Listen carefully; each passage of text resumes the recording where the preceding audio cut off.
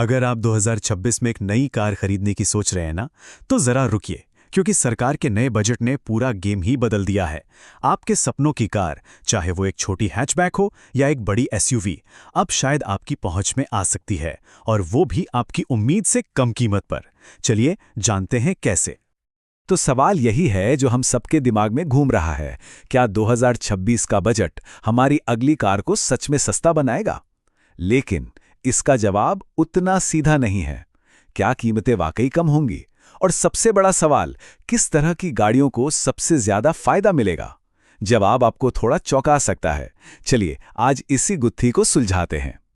अब इस सवाल का जवाब जानने के लिए हमें सरकार के एक बहुत बड़े फैसले को समझना होगा। देखिए, ये कोई छोटा मोटा चेंज नहीं है। ये तो कारों पर लगने वाले टैक्स सिस्टम का पूरा रीबूट है। तो चलिए थोड़ा डिटेल में समझते हैं कि हुआ क्या है। तो चलिए इसको बिल्कुल आसान भाषा में तोड़ते हैं।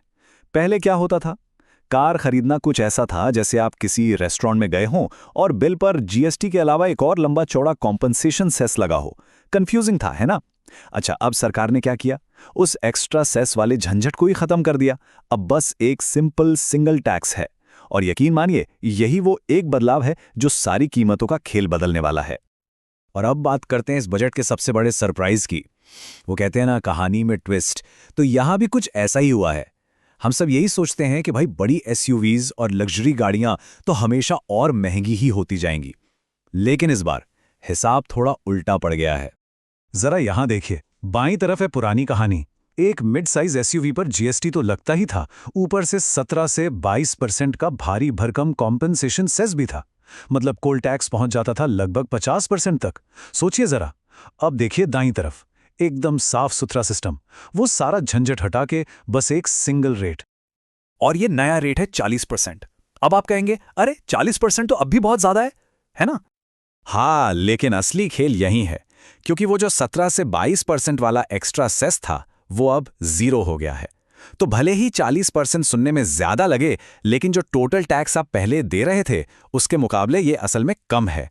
इसी को कहते हैं इफेक्टिव टैक्स रेट में कमी। और ये ही वो चीज है जिससे पैसे बचेंगे।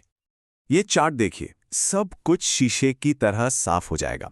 पुराना इफेक्टिव टैक्स था करीब 50% और नया सिर्फ 40%। मतलब बड़ी एसयूवीज और लग्जरी गाड़ियों पर टैक्स असल में कम हो गया है। ये एक जबरदस्त और सच कहूं तो काफी अनएक्सपेक्टेड फायदा है। अच्छा, तो ये तो हुई आज की कीमतों की बात। लेकिन सरकार सिर्फ आज का नहीं सोच रही। बजट में भविष्य के लिए, यानी इलेक्ट्रिक गाड़ियों के लिए भी एक बहुत बड़ा प्लान है। और यहां भी सरकार ने अपनी स्ट्रैटेजी पूरी तरह से बदल दी है। इस बार सरकार की सोच में एक फंडामेंटल शिफ्ट आया है। इसे ऐसे समझते हैं, पहले सरकार आपको मछली खरीदने के लिए पैसे देती थी, जिसे हम कहते हैं डिमांड इंसेंटिव। पर अब सरकार आपको मछली पकड़ना सिखा रही है, यानी सप्लाई साइड को मजबूत कर रही है। मतलब सीधे कस्टमर को डिस्काउंट देने के बजाय अब फोकस इस बात पर है कि भारत में ही ईवी बनाना सस्ता और आसान कैसे हो।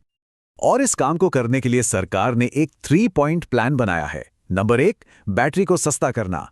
कस्टम ड्यूटी में छूट देकर बैटरी पैक की कीमत 10 से 15% तक कम की जाएगी, जो ईवी का सबसे महंगा पार्ट होता है। नंबर 2, रॉ मटेरियल की सप्लाई पक्की करना। रेयर अर्थ कॉरिडोर बनाए जाएंगे ताकि ईवी मोटर्स बनाने के लिए जरूरी मिनरल्स की कभी कमी ना हो। और नंबर 3, रेंज की टेंशन खत्म करना। अब नए नेशनल हाईवे पर हर 40 किलोमीटर पर चार्जिंग पॉइंट लगाना जरूरी होगा, तो अब लॉन्ग ड्राइव पर जाने से पहले सोचना नहीं पड़ेगा। तो हमने एसयूवीज की बात कर ली, ईवीज की भी बात कर ली, लेकिन अब आते हैं असली विनर पर। वो सेगमेंट जिसे इस बजट से सबसे बड़ा, सबसे सीधा फायदा मिलने वाला है। और ये हम जैसे आम खरीदारों के लिए सबसे बड़ी खुशखबरी है। अब जरा इन नंबर्स को देखिए।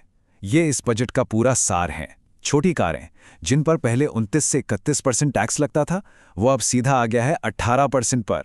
मतलब 11 से 13% की सीधी सीधी कटौती। ये जबरदस्त है। एसयूवीज पर भी 3 से 10% की कटौती हुई है, जो अच्छी बात है।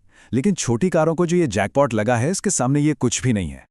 तो सवाल ये है कि ये 11-13% का मतलब आपकी जेब के लिए क्या है? इसका मतलब है 1 लाख रुपए तक की सीधी बचत। जी हाँ, ऑल्टो, स्विफ्ट, टियागो जैसी हमारी पसंदीदा गाड़ियों पर आप 1 लाख रुपए तक बचा सकते हैं।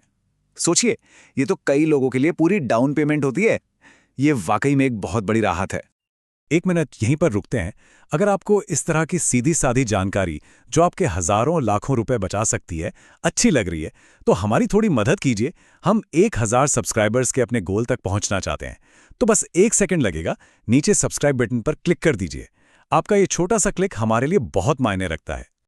चलिए, अब तक हमने जो भी बात की उसे समेटते हैं। अगर आप 2026 में कार खरीदने का मन बना रहे हैं तो इन सब का आपके लिए क्या मतलब है, इसे क्विक बायर गाइड की तरह समझते हैं। तो मेन टेकअवे क्या है, कुछ बातें दिमाग में बैठा लीजिए। पहली बात, 2026 कार खरीदने के लिए एक गोल्डन विंडो हो सकती है। दूसरी, छोटी एंट्री लेवल कारों पर जबरदस्त बचत पक्की है। तीसरी, बड़ी एसयूवीज पर भी आपको सरप्राइजिंग डिस्काउंट मिल सकते हैं, तो नजर रखिएगा। और आखिर में सीएनजी और ईवी चलाना भी सस्ता होगा और सेमीकंडक्टर पर फोकस की वजह से शायद गाड़ियों का वेटिंग पीरियड भी कम हो जाए। और ये कोई छोटा मोटा 1-2 साल का बदलाव नहीं है। जैसा कि इस व्हाइट पेपर में भी कहा गया है, सरकार ने ऑटोमोटिव इंडस्ट्री को अगले दशक के लिए एक क्लियर रनवे दे दिया है।